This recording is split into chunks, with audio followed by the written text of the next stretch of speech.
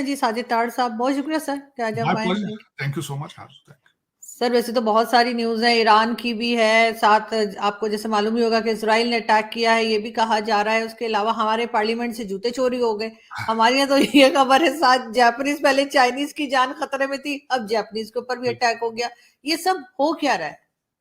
देखिए, सबसे पहले तो हम ईरान के इसके इजराइल ने जो ईरान पे हमला किया है उसके बारे में बात करते हैं कि वहाँ। जय हिंद दोस्तों, स्वागत है आपका अपना यूट्यूब चैनल सौरभ के रिएक्ट में। आज का वीडियो का टॉपिक क्या है कि ईरान ने इजराइल के ऊपर हमला किया, उसका हकीकत क्या है, असलियत क्या है। दोस्तों, इस बयान के ऊपर हवाई अड्डे के ऊपर हमला किया गया। दोस्तों, वहां पर हमला करने की वजह यह था कि वहां पर एक हवाई जहाज और दोस्तों एक पुराने जमाने के F-14 खड़े थे। दोस्तों, आइए देखते हैं इस पर पार्क मीडिया और पार्क पब्लिक का क्या कहना है। आइए बढ़ते हैं वीडियो को, बने रहे वीडियो में। ना होने के बराबर है। ईरान ने ज्यादा जो तरक्की की है वो नेवी उनकी काफी स्ट्रांग है, लेकिन एयरफोर्स ना होने के बराबर। वहां पे अकॉर्डिंग टू द उनके मीडिया ईरान के कि उन्होंने मिसाइल नहीं मारे, ड्रोन मारे हैं, वो तीनों के तीनों ने गिरा लिए हैं। ये उनकी बात थी। साना जो शाम की सीरिया की जो न्यूज एजेंसी है, उन्होंने कहा है कि उनके एयर डिफेंस के सिस्टम के ऊपर भी हमला किया गया है। इराक से भी हमलों की धमाकों की आवाजें आई हैं। लेकिन इसमें इस वक्त जो हमारे टोनी बिल्किन साहब हैं, वो इस वक्त इटली गए हैं G7 की अपनी किसी कॉन्फ्रेंस में, कैपरी इटली के अंदर। वहां से उन्होंने फौरन ही बयान दाग दिया कि हमारा इसके साथ कोई ताल्लुक नहीं है। We are committed to de-escalate ये सारी सिचुएशन। इसी वजह से हम G7 की मीटिंग कर रहे हैं। दूसरी तरफ एक CNN के कंट्रीब्यूटर हैं, यहाँ मेजर जनरल रिटायर्ड है माइकल होम्स। उन्होंने कहा है कि हमला बड़ा कैलकुलेटेड था, इसमें कोई जानी नुकसान जो था वो उससे अवॉइड करने की कोशिश की गई है। जिस तरह पहले ईरानियों ने अवॉइड करने की कोशिश की, उन्होंने भी अवॉइड करने की कोशिश की है। दूसरा, अमेरिकन जो है वो बार बार कहते हैं हम इसमें शामिल नहीं है, लेकिन हमले से थोड़ी देर पहले जो गेलांट हैं, उनके इजराइल के डिफेंस मिनिस्टर हैं, उन्होंने लॉयड ऑस्टिन से बात की है। हमले से थोड़ी देर पहले उनको इतला दी कि हम हमला कर रहे हैं, जिसके बारे में इन्होंने कहा है कि हमें इतला दी गई है लेकिन हमने इंडोर्स नहीं किया इसको, हमले को। ईरान ने फ्लाइटें सस्पेंड की थी, अपना एयर स्पेस बंद की थी, वो उन्होंने दोबारा खोल ली है। ऑस्ट्रेलिया की खबर है कि ऑस्ट्रेलिया ने कहा है अपने शहरियों को जो इजराइल के अंदर थे कि आप वहां से निकल जाएं, आप अब सेफ्टी वहां कंप्रोमाइज है।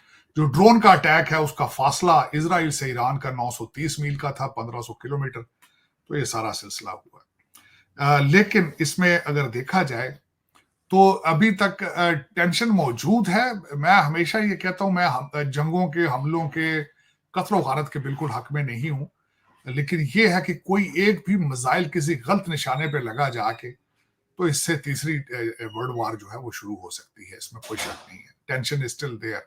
उसकी वजह ये है कि अभी तक इजराइल जो है वो मुसलसल हमले कर रहा है, फलस्तीन के ऊपर, गाजा के ऊपर भी, और राफा के ऊपर भी, और लेबनान के ऊपर भी।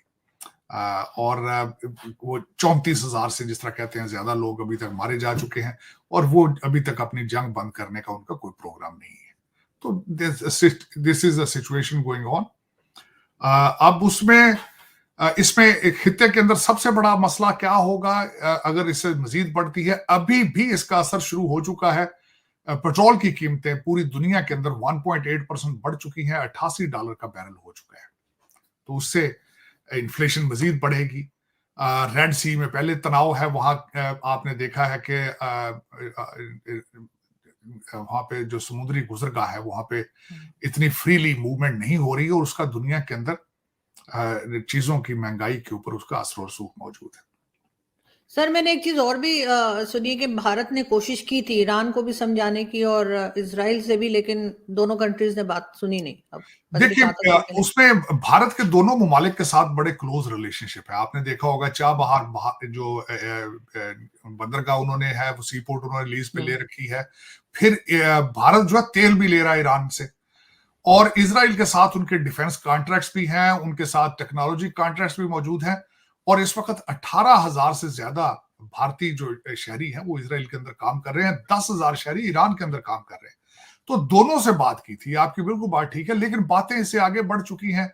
इजराइल इस वक्त आप देखेंगे अमेरिका पूरी जंग को फाइनेंस भी कर रहा है, असला भी दे रहा है, लेकिन इजराइल अमेरिका की बात भी नहीं सुन रहा है। आज की यहाँ की खबर यह है कि कांग्रेस तकरीबन $90 बिलियन का पैकेज दे रही है, जिसके अंदर इजराइल की जंग की सपोर्ट भी है और यूक्रेन की जंग। तो ये आप देखें कि वो अमेरिका की बात नहीं सुनते तो वो भारत की बात किस तरह सुनेंगे। लेकिन भारत अपनी मैक्सिमम ट्राई करते हैं, वो रीजन को लीड करते हैं। जिस तरह आपने देखा रेड सी के अंदर उन्होंने कई बड़े सक्सेसफुल ऑपरेशन किए, जहां उन्होंने कजाकों को बल्कि वो पकड़ के इंडिया लिए हैं, वहां पे उन पे केसेस चल रहे हैं। और भारत अपना डिफेंस और जिस तरीके से अपना लोहा मनवा रहा है इस पूरे रीजन के अंदर, उसमें तो कोई शक नहीं है। लेकिन ये चीजें जिस तरह मैंने आपको कहा है कि इजराइल के बारे में अब वो एक तो नेतन्याहू दरमियान में जंग छोड़ेंगे, इलेक्शन होने वाले हैं और वो उनकी पॉपुलैरिटी लूज है। अगर मजीद को बड़ा हमला करते हैं, यहाँ पे इलेक्शन होने वाले हैं, हमारे बाबा जी बाइडन इलेक्शन हार जाएंगे, अगर वो इस तरह का हुआ तो